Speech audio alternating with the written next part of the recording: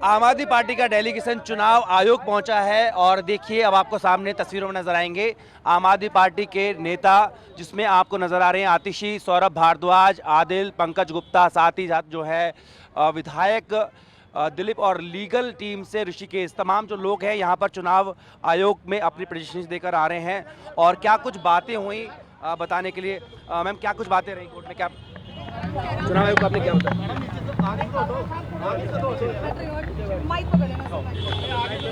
हमारी अभी chief election commissioner और दो जो अन्य इलेक्शन कमिश्नर हैं उनसे मुलाकात हुई। हमने इस बात की बहुत चिंता जताई कि ऐसा लग रहा है कि इस देश का इलेक्शन कमीशन अब न्यूट्रल नहीं रहा है, अनबायस्ड नहीं रहा है।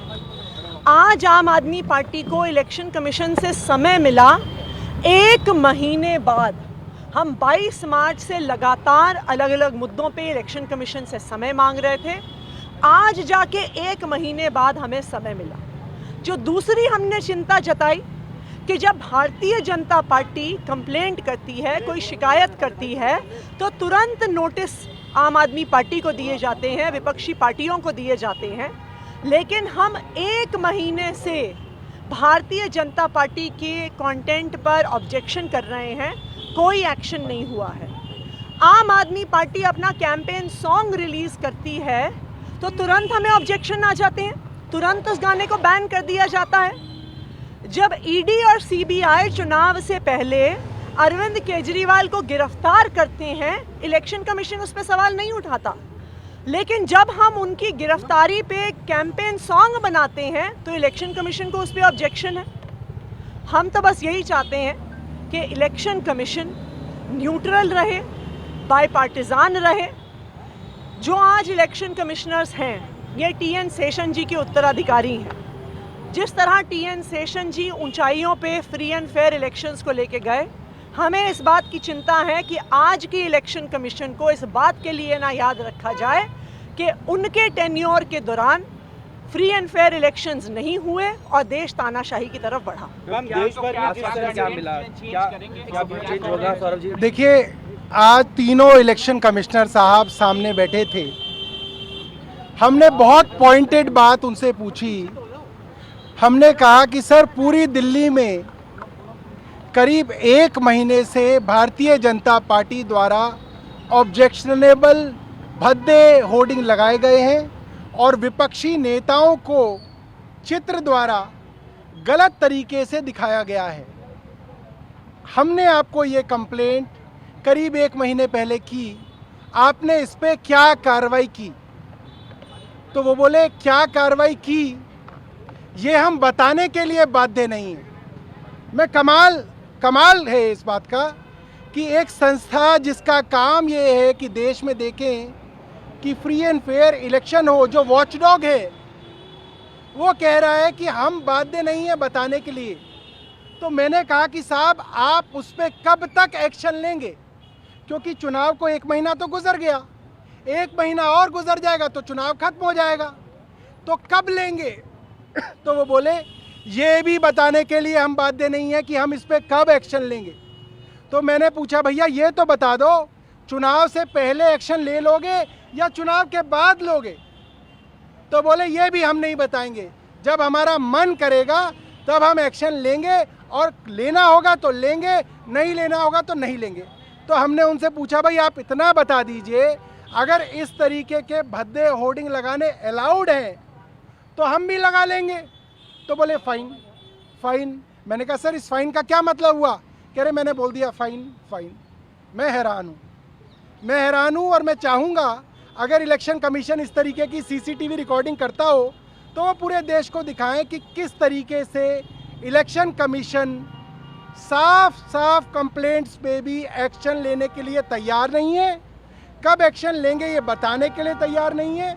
बड़ी हैरानी की बात है। टीम सॉन्ग चेंज होगा या क्या है, आगे बात कर रही है? देखिए, हमने उनको बता दिया है कि थीम सॉन्ग के बोल के अंदर जो भी उनकी समस्याएं हैं, वो हमको ऐसा लगता है कि उसमें ऐसा कोई भी ऑब्जेक्शनेबल चीज़ नहीं है, और उसको हमने उनको एक्सप्लेन करके दे दिया है। दूसरा सवाल ये, मुख्यमंत्री की गिरफ्तारी को चैलेंज देकर सुप्रीम कोर्ट में सुनवाई हो रही थी, तो उस पर अरेस्टिंग पर टाइम पर सवाल खड़ा किया उन्होंने। देखिए, जो सुप्रीम कोर्ट ने सवाल पूछा है ये सवाल से सुप्रीम कोर्ट का नहीं है, ये सवाल पूरे देश का है, क्योंकि भारत के इतिहास में ऐसा पहली बार हुआ है कि चुनाव की घोषणा के बाद एक प्रमुख विपक्ष के चेहरे को, एक सिटिंग चीफ मिनिस्टर को गिरफ्तार कर लिया गया। और आज ये सवाल ईडी से सुप्रीम कोर्ट ने भी पूछा और ईडी के पास इस बात का कोई जवाब नहीं है, क्योंकि ये केस 1 साल से चल रहा है। इस केस में 1 रुपए की भी रिकवरी नहीं हुई है। और ऐसा क्या मिल गया उनको जो चुनाव की घोषणा के बाद उन्हें गिरफ्तारी करनी पड़ी? पूरा देश ये जानता है कि ये भारतीय जनता पार्टी की साजिश है, अरविंद केजरीवाल को प्रचार से रोकने के लिए साजिश है। और हम उम्मीद करते हैं कि सुप्रीम कोर्ट सामने आके जरूर न्याय करेगा। मैम, मनीष सिसोदिया की बेल आज फिर खारिज हुई है। दोनों ही याचिका है, सीपीडी वाली भी। हम इस याचिका को हाईकोर्ट में अपील करेंगे। आम आदमी पार्टी के 5 सदस्यीय डेलीगेशन ने चुनाव आयोग में जाकर बैठक की, जिसमें आतिशी, सौरभ, पंकज गुप्ता और साथ ही साथ में आदिल और दिलीप पांडे, तमाम जो लोग हैं वो डेलीगेशन चुनाव आयोग पहुंचा। यहाँ पर चुनाव आयोग से उन्होंने बातचीत की और इस बातचीत में लगभग 40 मिनट तक जो है बातचीत हुई।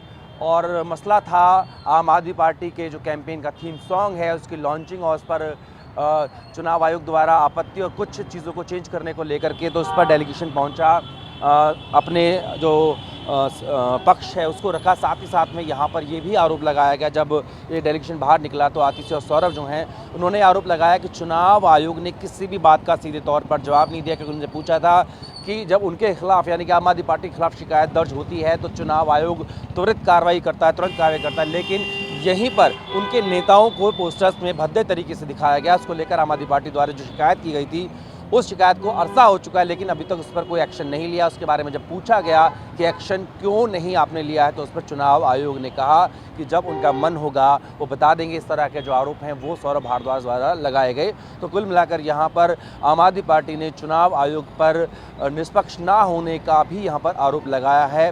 पूरा जो मामला है वो आम आदमी पार्टी के चुनावी कैंपेन को लेकर लॉन्च किए गए थीम सॉन्ग से है, जिसमें देश के प्रधानमंत्री और जो सरकार है, तमाम एजेंसियां हैं, उनको लेकर के बातचीत गई है। उन्हीं चीज़ों को लेकर चुनाव आयोग की तरफ से कहा गया था कि आप कुछ शब्दों को उसमें बदलिए, एडिट करिए। और अब जब चुनाव आयोग पहुंचा आम आदमी पार्टी का जो 5 सदस्यीय डेलीगेशन है, तो उसके बाद उन्होंने ये आरोप लगाया है कि चुनाव आयोग पूरी तरीके से पक्षपात कर रहा। अपने वीडियो की राजनीति के साथ जितेंद्र भाटी में भारतवर्ष, दिल्ली।